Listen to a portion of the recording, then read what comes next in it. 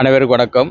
முன்னாள் குடியரசுத் தலைவர் மேதகு ராம்நாத் கோவிந்த் அவர்களை இன்றைக்கு திருச்சி விமான நிலையத்தில் அரையர் சோரமாறன் பிடாரி அறக்கட்டளை சார்பாகவும் முத்திரையர் சமூகத்தின் சார்பாகவும் மிகச் சிறப்பான வரவேற்பினை வழங்கியிருக்கின்றோம்.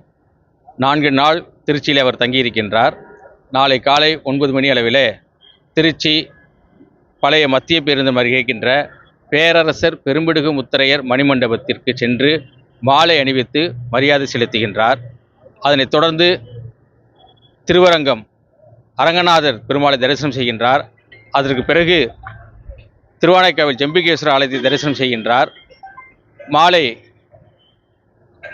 மேலணை முக்கொம்பு அணையை பார்வையிட்டு திரிபுராத்துறை தபோவனத்திலேயும் அவர் சுற்றுப்பயணம் செய்கின்றார். அதன் பிறகு ஞாயிற்றுக்கிழமை காலை 10 மணி அளவில் 26 ஆண்டுகளுக்கு முன்பாக சக்கரவர்த்தி கருணாலால் கட்டப்பட்ட கல்லணையை அவர் சுற்றி பார்வையிடுகின்றார். அதன் பிறகு திருக்காட்டுப்பள்ளி அருகே நேமம் ஊராட்சி என்று ஒரு கிராமம் இருக்கின்றது. 7ஆம் நூற்றாண்டிலே அந்த நேமம் முத்திரையர் கோட்டையாகவும் ஆன்மீக தலமாகவும் விளங்கியது. அங்குதான் பேரரசு பெரும்பிடுகு முத்திரை சோரமாறன் வாகைப்பு சூடிக்கொண்டு சென்று 16க்கும் மேற்பட்ட போர்களை வெற்றி பெற்றார். திருநியமம் சப்தக்கன்னியர் மாகாளத்து காலாப்படையாரை ஆசியோடு தான் அவருடைய வெற்றிகளெல்லாம் அமைந்தது. தமிழ் சமூகத்திற்கு நிறைய புலவர்களை ஆதரித்தார். தமிழுக்கு முதன்முதலாக மெய்கீர்த்தி கண்டார்.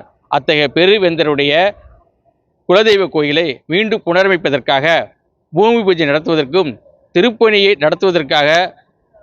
துவக்குவதற்காக முதல் கருங்கலை எடுத்துக் கொடுப்பதற்காகவும் நம்முடைய குடியரசுத் தலைவர் அவர்கள் வருகை தர இருக்கின்றார்கள். நீங்கள் அனைவரும் இந்த விழாவிலே கலந்து கொள்ள வருமாறு இதன் வாயிலாக வேண்டுகின்றேன்.